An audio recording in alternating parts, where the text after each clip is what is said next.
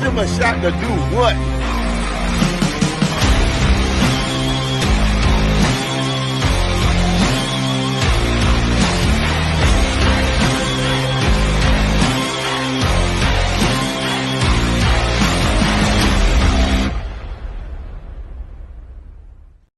What is going on, ladies and gentlemen? This is Mike Hughes, a.k.a. The Shy Kid, and you are listening to the Shy Kid podcast. Cubs win, baby! Play the damn song! I mean, couldn't get any better than this. A beautiful Saturday. We're talking Chicago Cubs baseball post-W. So let's get into it. Let's break it down, what we saw today, what we liked, what we didn't like. Let me fix my camera and adjust really quickly. Don't know why that was leaning over, but man, there was a lot to talk about. There's a lot to like from tonight. The Chicago Cubs win 4-1 on a Shota shove day. Shota Imanaga has been absolutely phenomenal in his first 3 starts in the major leagues thus far. Let's not even talk about the Chicago Cubs, but let's talk about what Shota's been able to bring. Number one, a 0.00 ERA. Hasn't given up an earned run yet. He's been dominant in his first 3 starts, 15 innings pitched with 16 Ks. I mean, he's averaging over 1 strikeout a game, or 1 strikeout an inning, pardon me. He's been great. I mean, there's no doubt about it. His stuff has translated amazingly to the MLB. I was a little worried about the top shelf velocity that he was going to be able to provide. We've seen that from guys like Yamamoto. We even saw that from Shota when he was early in spring training against the Los Angeles Dodgers, the Seattle Mariners, and other teams as well. But, you know, it's been great. Shota Imanaga has been great for the Chicago Cubs, and it's honestly one of the better signings of all free agency outside of Shohei Ohtani, which leads us to our next point. Him as a player, as a person, so likable. This guy, I mean, I know to a lot of people it doesn't matter. You know what I mean? They'll sign Trevor Bauer for all they care. They'll sign a Aroldis Chapman. They'll sign whoever, not think any twice of it. As long as you can pitch, as long as you can play ball, it's fine. But it's 10 times easier to love and fall in love with a player when they are so much fun to watch and so exciting to root for. I mean, this is a guy who tells Ben Zobrist that he wants to wear his number, but wants to respect him to make sure that it's okay. So he does that. He's repping 18 for Ben Zobrist because he's the World Series MVP and the legacy that he left in Chicago, breaking the 108-year curse. I mean, it can't get any better than that. Then he comes out after spending a night at the Chicago Blackhawks game watching another future legend, Connor Bedard. Connor fucking Bedard. He's watching Connor Bedard, and he hears the Chelsea Dagger song playing at the UC, and he goes, I like this song. I'm gonna use this when I walk up for every single start day. So now he's bumping Chelsea Dagger for the Chicago Blackhawks, who, come on, 3 cups, 6 years in the early 2010s with our guy Daniel Carcillo. How could you not love it? So to have that as well, I mean, it's been great. And then obviously, if you saw the boys shirtless in April in the bleachers, wearing SHOTA exclamation point on their bodies, Shota Imanaga retweets it. And what does he say today? He calls up the man himself from Obvious T-shirts. I mean, he calls up Obvious T-shirts and he says, listen, I want to get these guys Shota Imanaga shirts. And he's going to do it when they get back in town. Number 3, and probably the most important thing about Shota Imanaga, his translator's not betting on baseball. So, you know, with that being said, it's all good right now in Chicago in the friendly confines with Shota Imanaga. His start to Chicago has been amazing.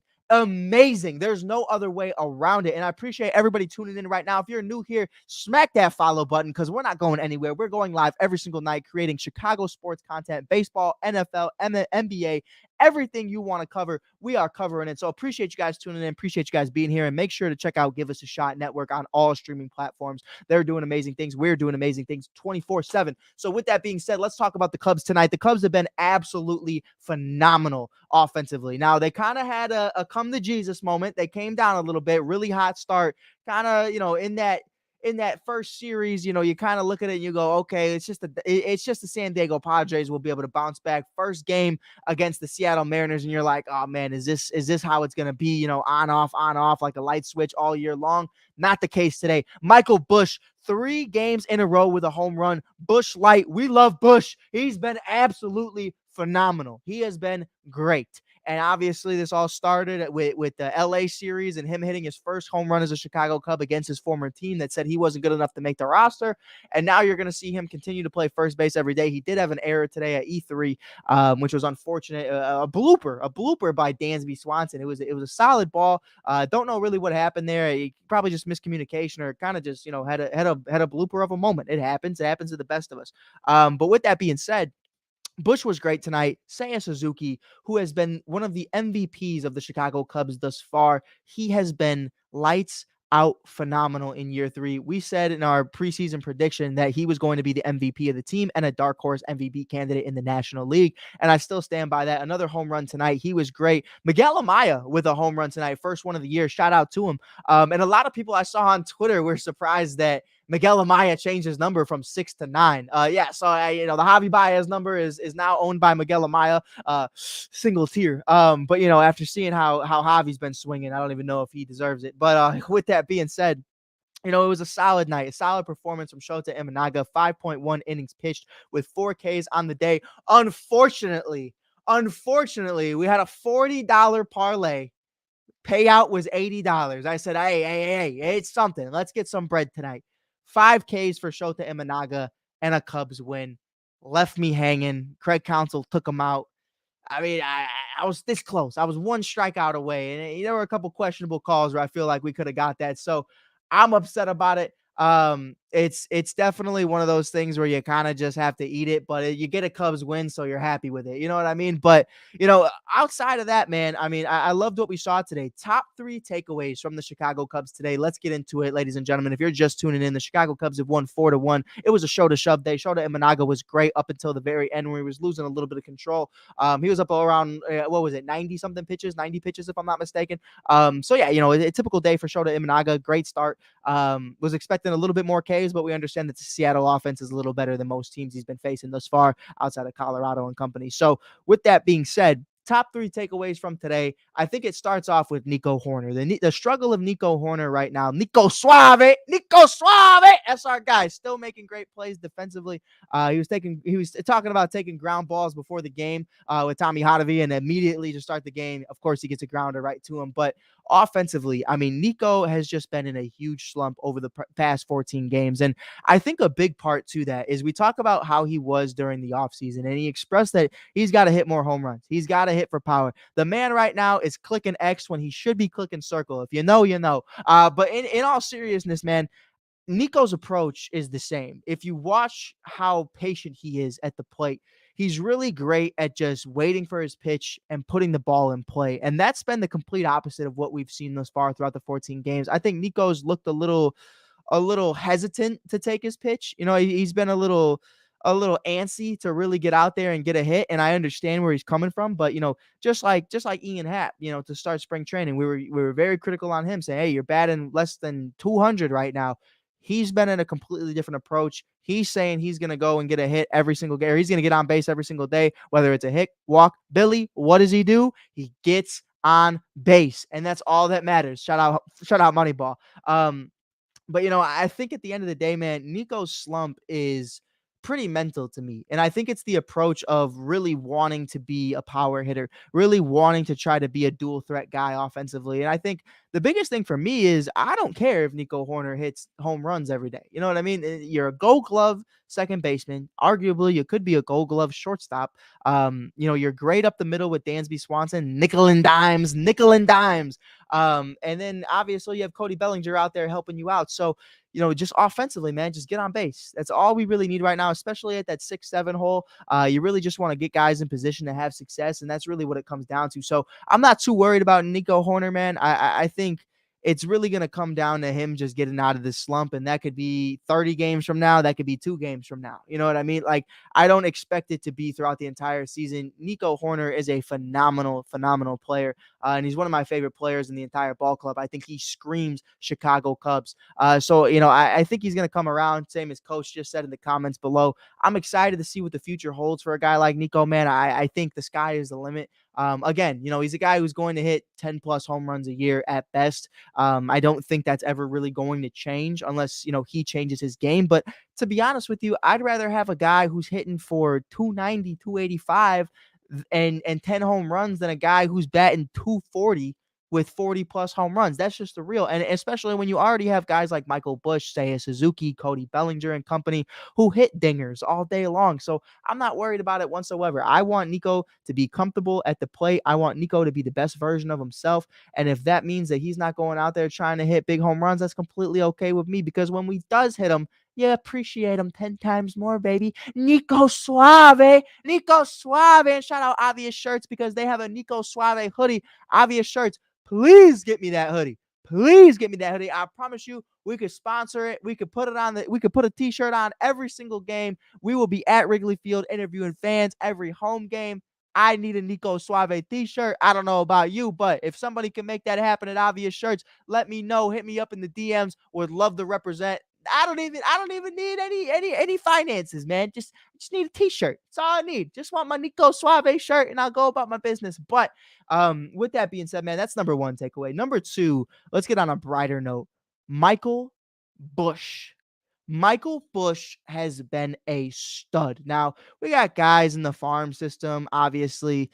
Dominic Smith is one of them, Matt Mervis and company. We know Cody can play a little bit of first, but Michael Busch said, oh, no, no, I'm here. We are in there like swimwear, baby. He is not going anywhere. So it's great to see him, what he's doing right now.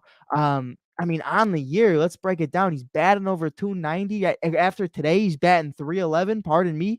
He started the game tonight at 293. Now he's at 311. I understand it's April. We're 14 games in, but the kid's got 3 home runs. He's been a stud. He's got 8 RBIs, 6 walks, 12 strikeouts in 14 games. That's only less than a strikeout a game. It's probably what, 0.3, 0.4 strikeouts a game. That's so solid, bro, compared to a guy who with the Dodgers last year in 27 games played, batted 167 with 7 RBIs. He's already over that. And that's really where I'm at right now, is understanding he is going to play every single day. He is going to get the best opportunities. And I feel like he just feels comfortable. He feels like he belongs here. With the Dodgers, the unfortunate circumstance there is you understand Freddie Freeman's in front of you. You understand Justin Turner could come back at any time. Mookie Betts and company. It's Shohei Ohtani is DHing. So, your role is, I got to go up there and I got to impress guys. With the Chicago Cubs, it was, hey, listen, man, it's your job to lose. Go up there. You're going to get the opportunities every single day and just be the best version of yourself. And that's exactly what he's been doing. So, that's really my second takeaway from today, is really just understanding where we're at right now. Again, like I said, Miguel Amaya, Michael Busch, Seiya Suzuki, all deep balls today. Great to take away from that. And, number 3, I would put Shota Imanaga. I really would. I want to put him in there, but he lost a little bit of control towards the end. He didn't have a lot of Ks today. Only pitched 5 innings, so we're not going to put him at number 3 of the biggest takeaway. I will say congratulations to him. 0.00 ERA over the last 3 games, his first 3 games in the MLB. Insanely impressive. 15 innings pitched, 16 Ks. He's been a stud.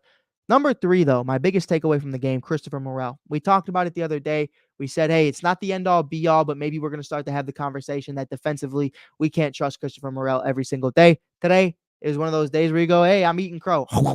Perfectly fine. It's just one of those things where, there's going to be days that Christopher Morel looks great defensively, and there's going to be days where he looks completely lost. And I think that's going to be the trial and error of Christopher Morel in the hot corner. I'm excited to see more better days than not. I think we all obviously are, but 2 great plays today. Screamers going right up the left field side. And here comes Christopher Morel looking like Nolan Arenado of 2018. Absolute stud. Looking like Matt Chapman of the Oakland A's over there. So he's been great. And I think, the sky is the limit for Morel. I still truly believe he's going to be an all-star in 2024. It's going to be a very long year for him, and I'm excited to see what the future holds. But, it's definitely going to continue to be a question until he solidifies that. And I think we probably won't feel truly confident of Christopher Morel defensively at third base until the end of the season when we have a full product to base it off of. So far, throughout the first 14 games, it's a roller coaster. It's on, it's off. It's like a light switch, really. But when he's on, he's on. You know what I mean? And the kid's an absolute monster. I think he's going to hit over 35 home runs this year. I took the over on DraftKings on DraftKings Sportsbook. So definitely hit the over if you haven't already. But yeah, man. I mean, solid day. Aber Alzolay too. A rocky start for him this year, and to be able to finish tonight, play the damn song. It's great. It's great to see that. So, that's really our takeaways today. That's really our conversations that we're having, breaking it down. The Chicago Cubs take game number 2. They're going to have game number 3 tomorrow for the series definer. You already lost the series against the San Diego Padres. You're going up against the Arizona Diamondbacks next series. I don't know if Jordan Montgomery is pitching in that game, in one of those games. But if he is, it's even more of a reason to take this series right now. So if you can pull out going 1-1 thus far, going into Arizona for the West Coast road trip, I I just want to say shout out to the boys. Shout out to the boys for not folding. Shout out to the boys for holding in there. This is exactly what you want to see right now from the Chicago Cubs. Now, this is not a series recap. So obviously our series recaps are usually around 30 to 45 minutes. We're going to talk about the entire series of the Seattle Mariners. Obviously, we're going to be talking about the San Diego Padres and company, looking at the Arizona Diamondbacks. We're going to be doing every single recap of every single series for the Chicago Cubs. But after a Cubs win, we're always going live. We're always going to be checking us out. So give us a shot and check out the Give Us a Shot network on TikTok, Instagram, Facebook, YouTube, anywhere where you get your social media, you can find Give Us a Shot network. Make sure you give us a like and give us a share because we're making content all the time. If you don't want to see my ugly mug, you can see so many other amazing faces from Germ, Michael Powers, Corey Burt, Protect Our Queens, and so many other amazing individuals. We do amazing stuff all the time, talking NFL, NBA, NHL, MLB, WNBA, pickleball. Fuck it. We're talking about all of it. And we got amazing interviews all the time. Myself and Daniel Carcillo, two-time Stanley Cup champion for the Chicago Blackhawks and COO of some of the craziest companies that we're going to be talking about throughout the next couple months, are talking all the time. But with that being said, I appreciate you guys tuning in. Appreciate you guys always tuning into the network. Make sure you follow me on TikTok and social media accounts at theshy.kid. We create daily content and daily Chicago Cubs news and reports. But with that being said, appreciate you guys for tuning in. This is the Shy Kid Podcast, only brought to you by Give Us a Shot Network. Like I said, give us a shot and check us out, baby. Until then, we are in there like swimwear. I'll check you guys out later. Peace. Go Cubs, baby. And play the damn song.